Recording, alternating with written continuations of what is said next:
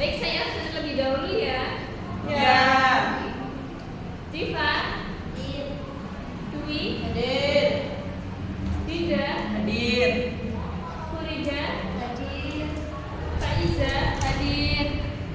Okta, Hadir.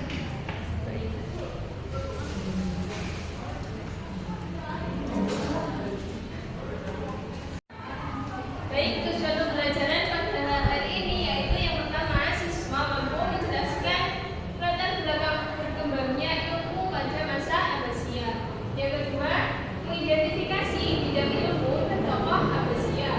Yang ketiga, menganalisis fakta kemajuan ilmu pengetahuan. Yang terakhir, meneladani sikap ilmuwan Abbasiyah dalam kehidupan sehari-hari.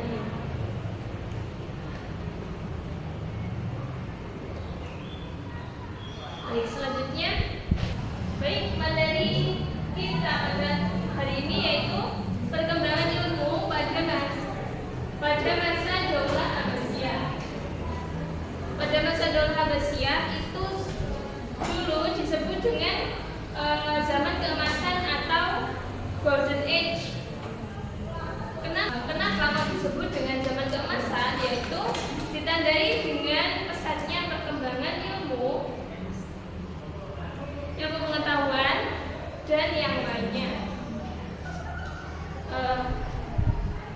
Perkembangan ilmu pada masa Daulah Abbasiyah itu terjadi pada abad ke-8 hingga ke-13 Masehi.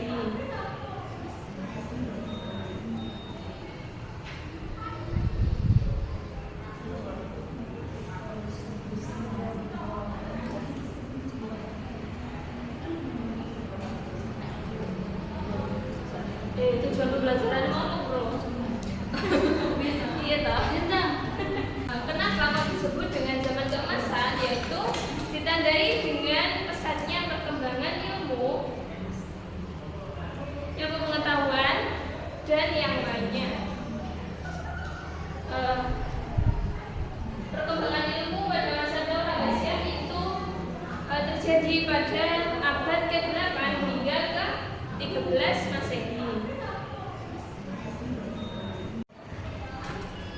Baik, ada beberapa faktor yang mendukung pada masa perkembangan ilmu Daulah Abbasiyah. Yang pertama yaitu berdirinya Baitul Hikmah. Baitul Hikmah itu perpustakaan atau pusat ilmu dan penerjemahan serta penelitian yang berada di Baghdad, seperti menerjemahkan karya Yunani dan Persia India ke bahasa Arab. Yang selanjutnya ada gerakan penerjemah, yaitu menerjemahkan ilmu klasik ke dalam bahasa Arab dan menyaringnya dan juga mengembangkannya. Yang selanjutnya ada dukungan dari pemerintah seperti Khalifah Harun al-Rashid dan Al-Ma'mun itu aktif dalam mendorong ilmu dan membangun infrastruktur pendidikan.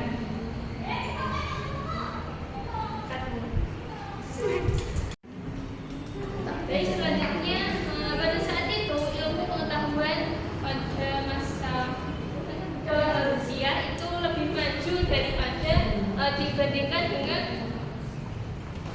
di Eropa.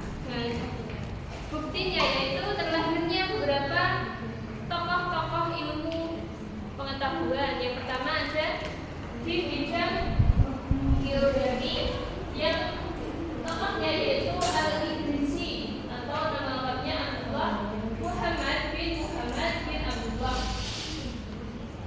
Al-Idrisi yaitu ahli geografi yang membuat globe pertama dan disebut tabule Gregoriana. Baik, selanjutnya yaitu ada di bidang fisika yang tokohnya yaitu Al-Biruni atau nama lengkapnya beliau adalah Abu Raihan Muhammad Al-Biruni. Beliau mengumpulkan. Baik, yang selanjutnya yaitu ada di bidang fisika tokohnya Al-Biruni atau nama lengkapnya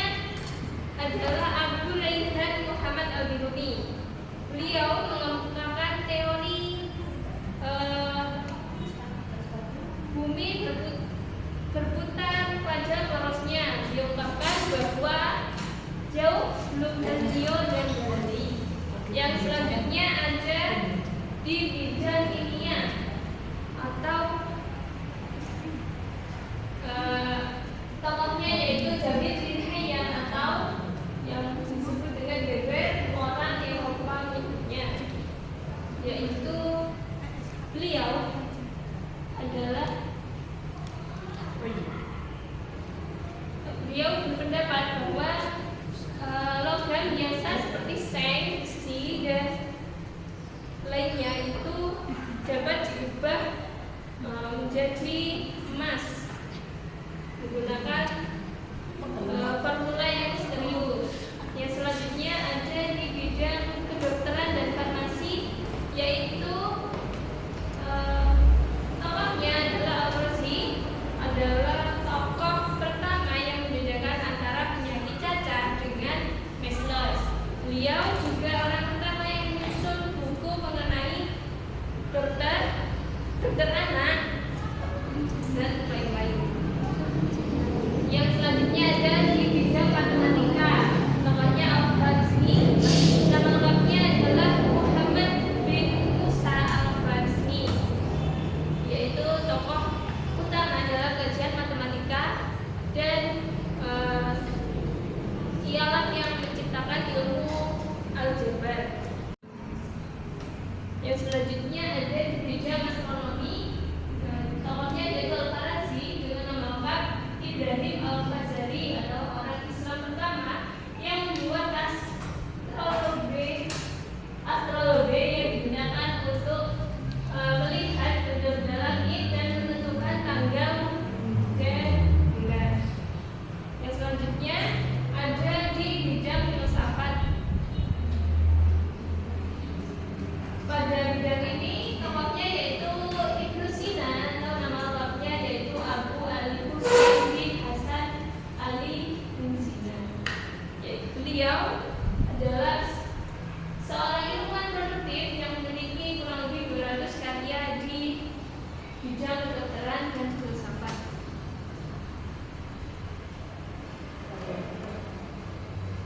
Baik, selanjutnya atau yang terakhir yaitu dari bidang sejarah, yang pokoknya yaitu Ibnu Khaldun pada abad ke-14.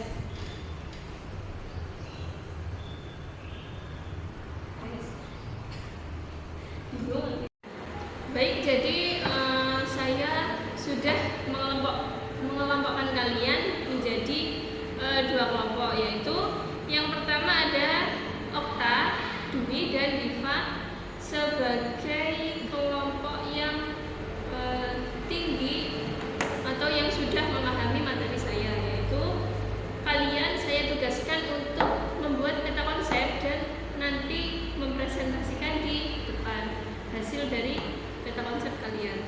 Terus kelompok yang kedua yaitu Furida dan Faiza yang belum terlalu paham dengan materi saya. Lalu saya akan memberi sebuah video mengenai materi yang saya sampaikan tadi, lalu kalian pelajari dan kalian catat di buku kalian saja, seperti itu.